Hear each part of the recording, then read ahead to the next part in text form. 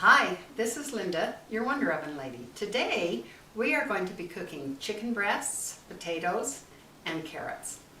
We're going to be putting them in 3 separate bags, all in one pot. The great thing about this is if there's just a couple of you, maybe 3 or 4, or even a single person, you can have a great meal only using one pot, one flame to heat your food up to a boil, and it's all ready and held hot for you at the same time. So let's go ahead and start. Okay, first of all, I want to show you a couple of different bags.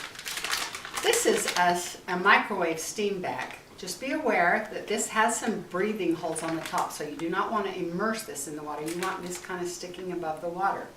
It's a heavier bag. Okay, my vegetables I'm just going to put in freezer bags. You have to make sure that they are a Ziploc type bag and a freezer quality. You don't just want a storage bag, okay, because it needs to be a little heavier. Okay, so I'm going to put the carrots. I'm going to go ahead and put the carrots in here. And if you want to put in a little butter at the same time, this is great because it makes it so that everything's buttered. Maybe I would like a little salt at the same time.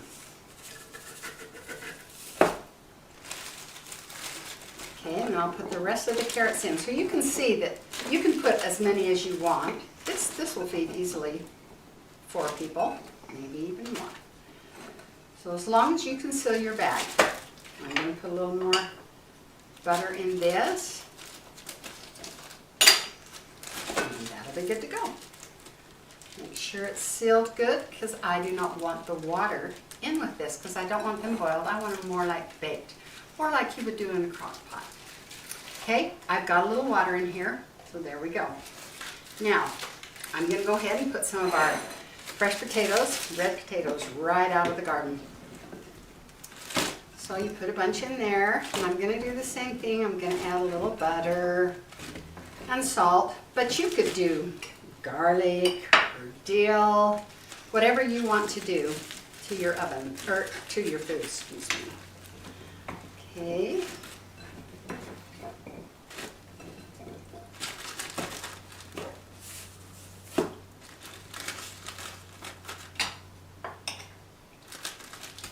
These look great. I love new potatoes when they come out of the garden. And that's probably about, well, I can maybe get a few more in there. That last one's going to make it. Okay. I'm going to make sure that's sealed really good. I'm going to put that in my pot full of water. Now, I have chicken. Now, these are chicken breasts, and I did about, actually 7. I cut each of my breasts in half, so that would be 1, 2, 3, 4, 5. Now I'm going to put in a little of my onion soup mix. You can put whatever spices you like in yours. And I like a little garlic salt.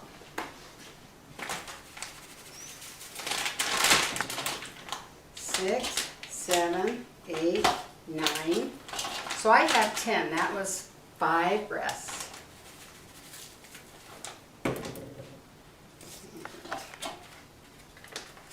I'm going to sprinkle a little more on here. Again, you can season it however you want. If you would like to even put some your cream of mushroom soup or make some of your sauces, that works fine too. Now I'm going to seal this. You can see that these kind of are a little flatter on the bottom. So I'm going to sit these all in this pan of water. Can you see this? This is a pan of water that these bags are in, but they are not submerged below the water. They're kind of floating above the water. Now, I'm going to put my pressure cooker lid on it. You do not need to have a pressure cooker at all. Although I would think that a pressure cooker would be great to have because in an emergency, you can bring your food up to a boil and pressure it and put it in. It'll cook even faster. But I'm not going to pressure this because many of you don't have it and you don't need to have one. Now I will put this on my stove and I will bring it up to a boil and boil it 10 minutes. Then we'll put it in the Wonder Oven. Be back in 10 minutes. Okay, the buzzer's going off. In 10 minutes. I'm going to put a little tin foil cap on this because it's not a pressure cooker and I don't want the steam to be releasing. I want to show you that it truly isn't. Oh, I did a mistake here. Okay, I need to prep my Wonder Oven. Okay, I make the little nest. It's important to do this before you take the things off the stove. Turn off the pan. Put it right in here.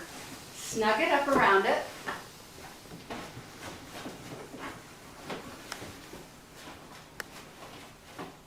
And put the top cushion on. It's that simple.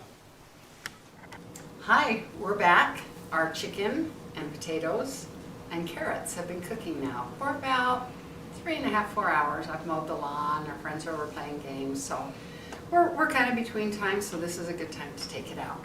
So we'll go ahead and get it out. You can check this out.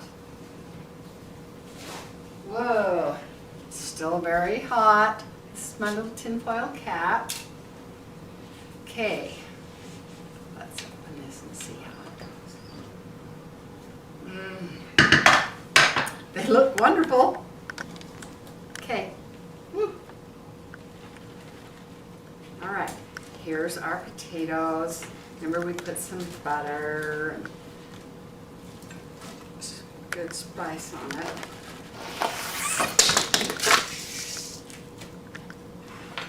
Okay, so there they are. Let me show you how wonderfully soft they are. They're just perfect. They're not mush. They're just perfect eating potatoes. Okay, let's do our carrots. And they only have the juice that was the butter and such that we put in it.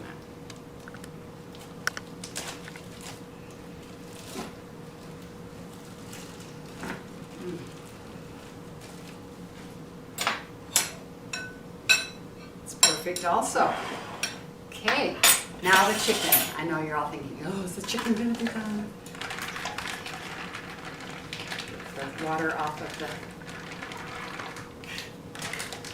Okay, now you can see it's got a lot of juice in it, but it is strictly the juice that came out of the chicken. So if you wanted to make gravy out of this, say we did chicken or we did a roast or whatever, you could make gravy at this point. So I'm going to put this in the bowl because there is a lot of juice. But again, it is strictly the juice from the chicken and it's got the onion soup making it. Okay, I'm just going to pull it apart because it's just going to flake apart.